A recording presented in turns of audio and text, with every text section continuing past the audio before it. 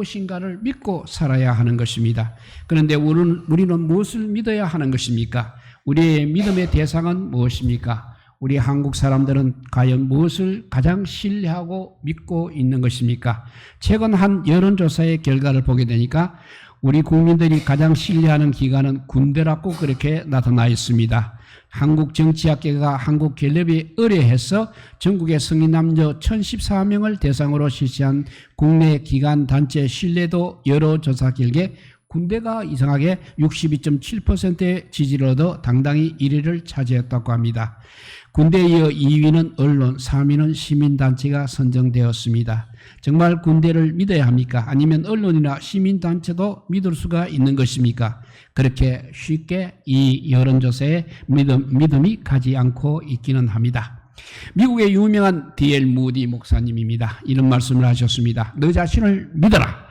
그러면 언젠가는 실망할 때가 올 것이다.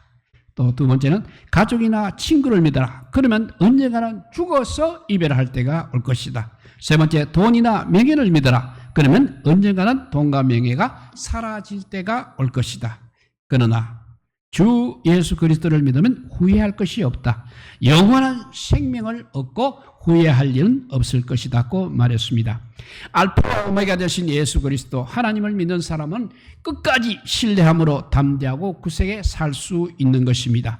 그러면 우리들은 무엇을 믿어야 합니까? 우리 자신을 믿어야 합니까? 우리 자신을 믿으면 앞에 말한 대로 언젠가는 실망하게 되는 것입니다. 또 세상을 믿게 되면 절망하게 됩니다. 생각지도 못했던 사고를 당하게 됩니다. 그러나 하나님을 믿으면 하나님께서 우리에게 용기도 주시고 희망도 주시고 지혜와 총명도 허락해 주시는 것입니다. 오늘 본문은 우리가 무엇을 믿고 어떻게 살아야 하는가에 대한 분명한 해답을 주고 있습니다. 마태복음 9장에는 예수님께서 가버나움 지역을 다니시며 복음을 전파하시고 병을 고치시고 기적을 행하시는 내용이 나오고 있습니다. 특별히 여기서는 예수님께서는 중풍병자의 병을 고치셨습니다. 12에 해당한 혈루증을 앓던 여인의 병을 고쳐주셨습니다. 해당장 야유레의 죽은 딸도 살려주셨습니다. 귀신 들려 벙어리 된 자의 병을 고쳐주셨습니다. 이렇듯 예수님께서 병을 치유하시고 약한 것을 고쳐주신 기적의 사건들이 마태복음 9장에는 많이 기록되어 있습니다. 오늘 우리에게 주신 말씀에도 두 맹인의 눈을 고쳐주신 이야기가 나오고 있습니다. 예수님께서 회당장 야이로의 죽은 딸을 살리시자 온 유대 지역에 예수님의 소문이 퍼지기 시작하였습니다. 그래서 두 맹인도 바로 그 소문을 듣고 믿음을 가지고 예수님께 찾아왔던 것입니다. 그리고 그들은 소리를 지르며 이렇게 간청했습니다. 다윗의 자손이여 우리를 불쌍히 여기소서라고 소리를 질렀습니다. 그러나 예수님은 그 소리를 듣고도 아무 말씀도 안 하시고 집으로 들어가셨습니다. 그럼에도 불구하고 이 맹인들이 집 안으로 들어오자 예수님께서 두 맹인에게 이렇게 물어봅니다. 내가 능히 이 일 할 줄을 믿느냐 하니까 맹인들이 주여 그러하오이다 라고 대답하였습니다. 그래서 예수님께서는 비로소 그 두 맹인의 눈을 만지시며 너의 믿음대로 되라고 말씀하셨습니다. 그러자 그와 동시에 두 맹인의 눈이 번쩍 뜨이게 되었다는 것입니다. 두 맹인은 예수님께서는 아무에게도 이 사실을 말하지 말라고 하셨음에도 불구하고 너무나 기쁘고 감사한 나머지 가는 곳마다 예수님께서 바로 자기의 눈을 고쳐주셨다고 전파하였습니다. 여기서 우리는 너희 믿음대로 되라고 하신 이 예수님의 말씀에 주목해 보아야 합니다. 두 맹인은 이미 마음속에 믿음이 있었습니다. 그 믿음이 바로 그들의 눈을 뜨게 한 것입니다. 그러므로 우리도 바로 그 믿음을 가지고 살아야 합니다. 소원을 향한 믿음이 있어야 하는 것입니다. 하나님 앞에 내가 기억하고 목적을 정한 것이 반드시 이룰 것을 믿습니다 하고 믿음을 가지고 우리는 기도해야 하는 것입니다. 그러나 만약 우리들이 의심하고 불안과 두려움과 공포 속에 떨고 있다면 아무것도 이루어지지 않을 것입니다.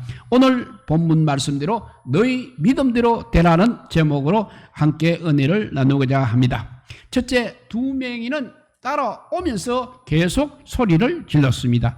그 말씀이 27절이죠. 예수께서 거기서 떠나가실 새 두 명이 따라오며 소리 질러 이르되 다윗의 자손이여 우리를 불쌍히 여기소서 하더니 했습니다. 요한복음 9장을 보게 되면 예수님께서 길을 가실 때 함께 따라다던 제자들이 날 때부터 맹인된 사람을 보게 됩니다. 그때 제자들이 예수님께 이렇게 묻습니다. 납비여, 이 사람이 맹인으로 난 것이 누구의 죄입니까? 죄 때문입니까? 자기 죄 때문입니까? 아니면 그의 부모의 죄 때문입니까? 라고 물어봅니다. 당시 사람들은 맹인을 부모의 죄 때문이든 아니면 자기의 죄 때문이든 죄로 인해서 이렇게 하나님께 심판받은 사람으로 생각을 했던 것입니다. 그래서 맹인은 아무 직업을 가질 수 없기 때문에 구걸하며 거지로 가난하게 살아야 했습니다. 제사장 직무 같은 것은 맡을 수도 없을 뿐만 아니라 사회적으로도 멸시와 천대를 받았습니다. 그래서 맹인은 인간의 가장 낮고 천한 위치에 있는 정말 절망과 슬픔 가운데 살 수밖에 없는 그런 존재였습니다. 두 맹인이 이제 예수님을 찾아왔습니다. 그리고 소리질러 외쳤습니다. 다윗의 자손이여 우리를 불쌍히 여기소서. 그들은 예수님께 자신들을 불쌍히 여겨달라고 간청을 했습니다. 이것이 바로 기도라는 것입니다. 나를 불쌍히 여겨 주옵소서. 내 자녀들을 불쌍히 여겨 주옵소서. 우리 가정을 불쌍히 여겨 주옵시고 우리 사업을 불쌍히 여겨 주시고 이 나라 이 민족을 불쌍히 여겨 주옵소서 라고 우리는 하나님 앞에 기도해야 하는 것입니다.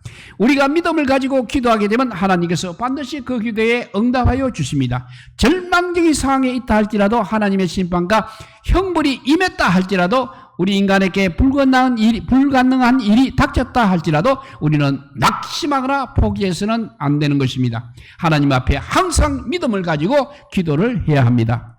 시편 107편 13절과 14절 말씀입니다.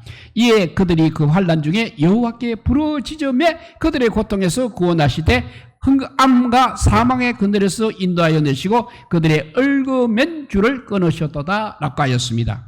살다 보면 어려움을 당할 때도 있는 것입니다. 근심거리나 걱정할 때가 있는 것입니다. 어찌할 바를 모르고 갈팡질팡할 때도 있는 것입니다. 세상 사람들은 근심스러운 일이 닥치게 되면 두려움과 공포로 떨고 있습니다. 그렇지만 우리는 이때가 바로 기도할 때, 하나님께 기도할 때로구나 하고 기도를 해야 하는 것입니다. 어디서 무엇을 하고 있든 간에 하나님이여 저를 불쌍히 여겨 주시옵소서, 저에게 도움을 주시고 저를 구원하여 주옵소서 하고 손을 들고 하나님 앞에 기도해야 하는 것입니다. 요나서 2장을 보게 되면 배를 타고 가다가 풍랑을 맞는 요나가 이제 물속에 던져져 고기 뱃속에 들어가는 내용이 나오고 있습니다. 하나님 말씀에 불순종한 요나가 결국 캄캄한 불고기 뱃속에서 죽음의 위기를 맞게 된 것입니다. 이때 만약 요나에게 믿음이 없었다면 어떻게 했겠습니까? 그러나 요나는 그래도 믿음으로 기도를 했습니다. 요나서 2장 1절에서 2절이 그 말씀입니다. 내가 받는 고난으로 말미암아 여호와께 불러 아뢰었더니 주께서 나에게 대답하셨고 내가 수월의 뱃속에서 부르짖었더니 주께서 내 음성을 들으셨나이다 라고 했습니다. 요나는 요동하는 물고기 뱃속, 정신없는 절박한 상황 속에서도 이렇게 간절히 기도를 했습니다. 하나님께서는 그 기도에 응답하셔서 물고기로 하여금 요나를 토하게 하셔서 요나가 육지에 나올 수 있게 하셨던 것입니다. 요나가 물고기 속에서 나오게 하셨습니다. 물고기 뱃속에 있으니 누가 알고 도와주겠습니까? 부모님도 모르고 친구도 모르고 아무도 모르는 것입니다. 그러나 하나님께서는 그의 기도를 들으시고 응답하여 주셨습니다. 물고기 뱃속에서 부르짖는 기도도 역시 우리 하나님은 들으시고 응답해 주셨습니다. 이러니까 하나님 앞에 반드시 기도하시기 바랍니다. 캄캄한 어둠 속에서나 혹은 감옥 속에서 두려울 때, 미약할 때, 하나님의 진노와 심판을 받을 때, 죽을 병에 걸렸을 때, 환난을 당할 때, 근심 중에 있을 때 주여 저를 불쌍히 여겨 주옵소서 라고 하나님 앞에 간절히 기도하시기 바랍니다. 어거스틴은 이런 말을 하였습니다. 탕자는 조금 배가 고플 때는 대지의 지엄 열매를 찾았다. 그러나 배가 많이 고파서 죽을 지경에 처했을 때는 아버지 품속으로 돌아오게 되었다고 했습니다. 사람은 그래도 웬만큼 먹고 살 것 같으면 돼지의 지엄 열매도 찾아 먹는 것입니다. 그러나 정말 배가 고파서 견딜 수 없는 지경에 이르러 정말 죽을 지경이 되면 하나님 앞에 손을 들고 나오게 되는 것입니다. 그리고 찬송가 280장처럼 천보여 어지없어서 손 들고 옵니다. 주 나를 외면하시면 나 어디 가리일까? 라고 찬양하는 것입니다. 경제적으로 너무나 어려운 시기를 지나가고 있습니다. 경제 문제는 아니더라도 여러 가지 문제로 걱정 근심하는 사람들이 얼마나 많이 있습니까? 정신적인 면, 육체적인 면, 물질적인 면, 영적인 문제로 걱정 근심하기보다는 바로 그 시간에 하나님 앞에 손 들고 나와 기도를 해야 하는 것입니다. 하나님 앞에 나와 간구하게 되면 하나님의 때가 되면 응답하여 주십니다. 하나님 앞에 나올 수 있다는 것이 큰 행복이요 축복인 것입니다. 날마다 하나님 앞에 나와 기도할 수 있는 놀라운 축복 우리 모두 누리시기를 바랍니다. 이렇게 두 명인이 따라오며 소리를 질렀다고 했습니다. 두 번째는 내가 능히 이 일 할 줄을 믿느냐고 했습니다. 28절에 그 말씀이 있죠. 예수께서 집에 들어가시며 명인들이 그에게 나오건들 예수께서 이르시되 내가 능히 이 일 할 줄을 믿느냐 대답하되 주여 그러하오이다 하니 했습니다. 내가 능히 이 일을 할 줄 믿는자 하고 예수님께서는 다시 한번 확인하는 질문을 하셨습니다. 오늘날도 하나님께서는 우리에게 너는 과연 믿는자 하고 우리에게 질문을 하실 것입니다. 그러므로 우리는 예수 그리스도를 믿는 신앙을 가지고 하나님의 말씀대로 살도록 하나님 앞에 기도해야 하는 것입니다. 그러나 오늘날 사람들은 믿음이 있어도 기도하지 않고 있습니다. 또 믿음이 없으면서도 기도하지 않고 있습니다. 걱정하고 근심할 시간이 있어도 자기의 심각한 문제를 놓고 하나님 앞에 부르짖어 기도할 시간이 없다고 말하고 있는 것입니다. 하나님 앞에 맡기기만 하면 되는 것인데 맡기지 못하고 끙끙거리며 그 짐을 지고 가고자 하는 것입니다. 예수님께서는 맹인들이 어떻게 그렇게 되었고 그동안 얼마만큼 고생을 했는지 그 원인과 결과에 대해서는 아무것도 묻지 않고 오직 그들이 병이 나을 것을 믿는 자만을 물었습니다. 믿는지만을 물었습니다. 오직 그들이 병이 나을 것을 믿는지만을 물었습니다. 우리가 교회에 나와서 하나님 앞에 기도할 때에도 하나님께서 질문한 것이 있다면 그것은 단지 한 가지 이 믿음에 대한 질문이라는 것입니다. 마가복음 9장에 나오는 귀신 들린 아이의 아버지는 예수님께 나와서 귀신이 그를 죽이려고 불과 물에 자주 던졌나이다. 그러나 무엇을 할 수 있거든 우리를 불쌍히 여겨서 도와주시옵소서라고 하였습니다. 그러자 예수님께서는 할 수 있거니 무슨 말이냐? 믿는 자에게는 능히 하지 못할 일이 없느니라고 말씀하셨습니다. 그러니까 믿기만 하면 모든 것이 가능하다는 것입니다. 가난한 사람도 부하게 될 수 있다는 것입니다. 불가능도 가능하게 될 수 있다는 것입니다. 어려운 공경 속에서도 구원과 은총을 받을 수 있다는 것입니다. 하나님께서 도와주시면, 하나님께서 함께 하시면 무엇을 못하겠습니까? 로마서 4장 20절과 21절의 말씀은 이렇습니다. 아브라함이 믿음이 없어 하나님의 약속을 의심하지 않고 믿음으로 경과해져서 하나님께 영광을 돌리며 약속하신 그것을 또한 능히 이루실 줄을 확신하였다고 기록하고 있습니다. 하나님의 약속, 하나님의 말씀을 믿을 만한 것이 아니라 그 마음속에 확신을 가져야 한다는 것입니다. 오늘날 사람들이 기도를 포기하는 이유는 먼저 자기가 무엇을 하겠다고 그렇게 생각하기 때문입니다. 자기 마음대로 자기 뜻대로 하다가 안 되면 그냥 포기해 버리면서 하나님도 별 수 없구나, 하나님은 내 기도를 안 들어주신다고 그렇게 말하기도 하는 것입니다. 그러나 기도는 인간이 하지만 응답은 하나님께서 역사하여 주시는 것입니다. 하나님의 약속의 말씀을 믿고 기도할 때 하나님께서 응답하시고 역사하시고 도와주시는 것입니다. 하나님의 약속의 말씀 우리가 모두 굳게 믿고 간절히 기도함으로써 하나님의 응답의 하나님의 놀라운 응답과 축복을 풍성하게 누릴 수 있기를 간절히 소원합니다. 첫째, 두 명이 따라오며 소리를 질렀고, 두 번째는 내가 능히 이 일 할 줄을 아느냐고 물으셨고, 세 번째는 너희 믿음대로 되라고 하셨습니다. 29절에 그 말씀입니다. 이에 예수께서 그들의 눈을 만지시며 이르시되 너희 믿음대로 되라 하시니 했습니다.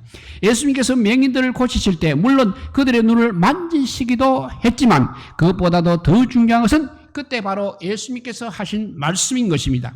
너희 믿음대로 되라, 즉 믿는 대로 된다고 말씀하셨습니다. 과학자, 발명가 등 오늘날도 그 마음속에 믿음을 가지고 전진하여 불가능에 도전해서 놀라운 역사를 이룬 사람들이 얼마나 많이 있습니까? 사업하는 사람도 역시 믿음이 있어야 됩니다. 정치가도 믿음이 있어야 합니다. 사람은 믿음을 가지고 자기 인생을 전개해 나가야 되는 것입니다. 항상 무슨 일이든지 사람에게는 믿음이 전제 조건인 것입니다.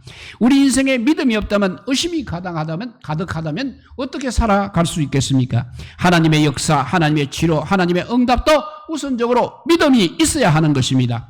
기도 응답받고 소원을 성취하기 위해서는 반석 같은 믿음을 가져야 하는 것입니다. 믿음이 있어야 무엇을 합니다. 믿음이 없으면 아예 아무것도 하지 못하는 것입니다. 그래서 우리가 믿음을 가지고 하나님 앞에 나가면 담대함을 얻고 세상을 이기며 목적을 달성하고 끝내 꿈을 성취할 수 있는 것입니다. 믿음이 무엇입니까? 믿음은 씨앗입니다. 그것도 축복의 씨앗이 믿음입니다. 씨앗을 우리가 땅속에 심으면 거기서 싹이 나고 꽃이 피고 열매를 맺습니다. 그처럼 믿음이 사람의 마음속에 잉태되면 믿음은 그 순간부터 점점 자라서 30배, 60배, 100배의 열매를 결실을 맺게 되는 것입니다. 이렇게 믿음이라는 축복의 씨앗을 가지고 나가게 되면 하나님께서 그 믿음을 통해서 기적을 나타내시고 은총을 베풀어 주시는 것입니다. 그러므로 나는 못합니다 라고 그렇게 포기하지 마시고 하나님 저에게 믿음을 주시옵소서, 나도 할 수 있습니다, 하나님께서 도와주시면 내가 무엇을 못하겠습니까 라고 믿음을 가지고 나아가시기 바랍니다. 하나님은 오늘도 믿음 있는 자를 찾으십니다. 그리고 그 사람을 통해서 축복과 은총을 베풀어 주십니다. 부족하다 할지라도, 불가능하다 할지라도 믿음을 가지고 나가게 되면 생각지도 못했던 역사를 체험할 수 있는 것입니다. 새로운 변화를 체험할 수 있는 것입니다. 믿음이 무엇이라 했습니까? 내가 하는 것이 믿음이 아니라 하나님께서 도와주실 것을 믿는 것이 믿음입니다. 하나님께서 도와주실 것을 믿는 것이 믿음인 것입니다. 주님 믿습니다. 주님의 사랑하심을 믿습니다. 주님이 나와 언제나 함께 하심을 믿습니다. 주님이 나의 전부임을 고백합니다. 그래서 주님은 너희 믿음대로 되어라, 너희의 소원대로 되리라고 그렇게 말씀해 주실 것입니다. 이렇게 두 명인이 따라오면서 소리를 질렀고, 그러니까 예수님께서 내가 능히 이 일 할 줄을 믿는 자고 물었고, 그 다음에 너희 믿음대로 되라고 하셨습니다. 마지막 네 번째는 그들의 눈이 밝아졌다고 했습니다. 30절에 그 말씀이 있습니다. 그들의 눈이 밝아진지라 예수께서 엄히 경고하시되 상가 아무에게도 알리지 말라 하셨다고 했습니다. 두 명인이 이제 눈이 번쩍 뜨여서 보게 되었습니다. 하나님께서 눈을 뜨게 만들어 주셨습니다. 하나님의 능력과 말씀으로 육체적인 질병이 치료받는 기적이 나타났습니다. 그런데 그들은 육체의 눈만 뜬 것이 아니라 영적인 눈도 뜨게 되었던 것입니다. 예수님이 메시아, 예수님이 그리스도이신 것을 알고 나가서 복음을 전파하기 시작했습니다. 캄캄한 어두운 가운데 빛을 보고 믿음이 없는 사람이 믿음을 갖게 되고 담대히 나가서 주의 복음을 이렇게 전파하게 되었던 것입니다. 그전에는 맹인이요, 거지요, 남에게 의지하는 존재였습니다. 그러나 예수님의 기적을 체험한 후로는 다니면서 주님의 복음을 전파하게 되었습니다. 이제는 그들이 하고 싶은 것은 무엇이나 다 할 수 있게 되었습니다. 어떻게 그렇게 되었습니까? 눈을 떴기 때문인 것입니다. 육신적인 눈을 뜨고 그보다도 더 영적인 눈을 떴기 때문입니다. 하나님께서 우리에게 이렇게 기회를 주시게 되면, 우리에게 실력을 주시게 되면, 우리에게 능력을 주시게 되면, 우리에게 총명을 주시게 되면 우리는 무엇이든지 할 수 있는 것입니다. 하나님께서는 육체적인 눈도 밝혀주시고 영적인 눈도 밝혀주시고 절망적인 상황 속에서 희망을 주셨습니다.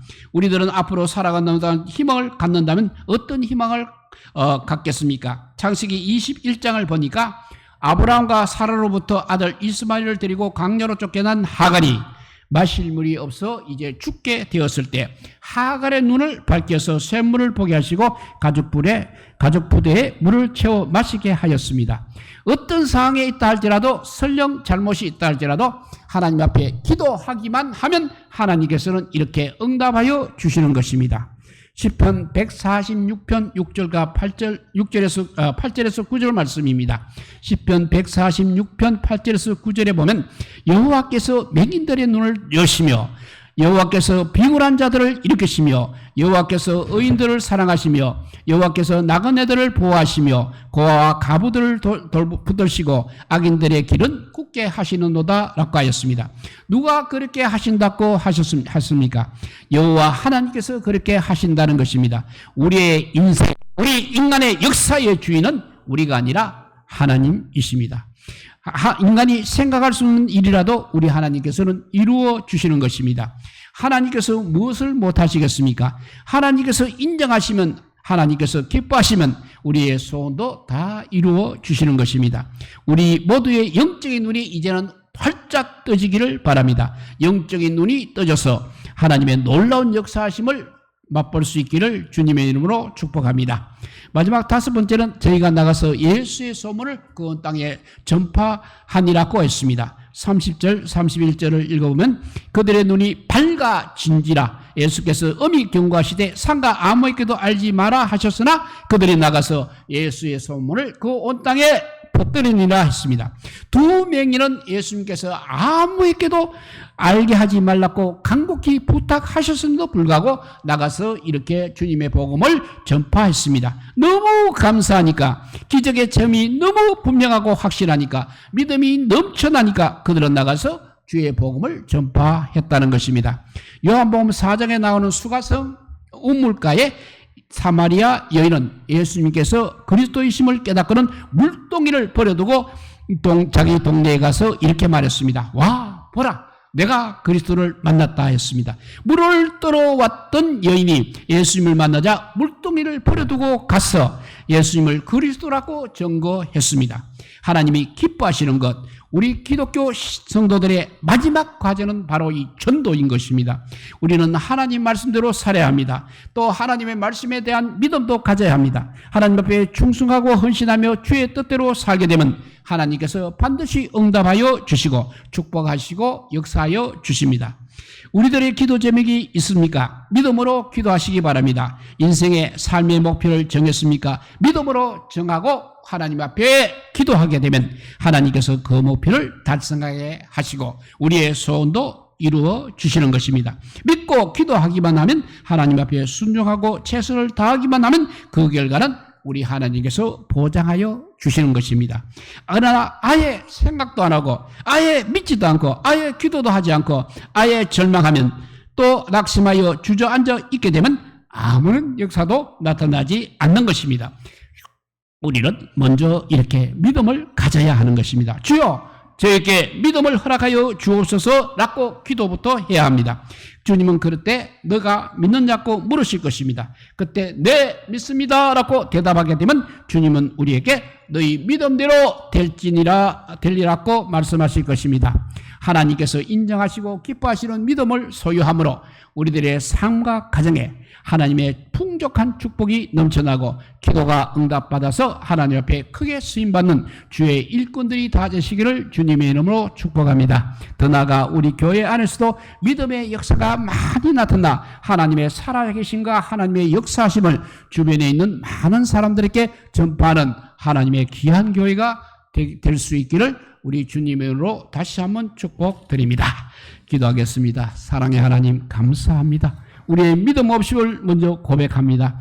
큰 믿음이 될 수 있도록 이 시간 은혜를 내려 주옵소서. 믿음이 있어도 흔들리고 요동칠 때가 너무나 많이 있었습니다. 어떤 형편 가운데 있다 할지라도 이제는 주님만 바라보게 하옵소서. 오늘 말씀대로 너 믿음대로 되라, 너의 소원대로 되리라고 하셨습니다.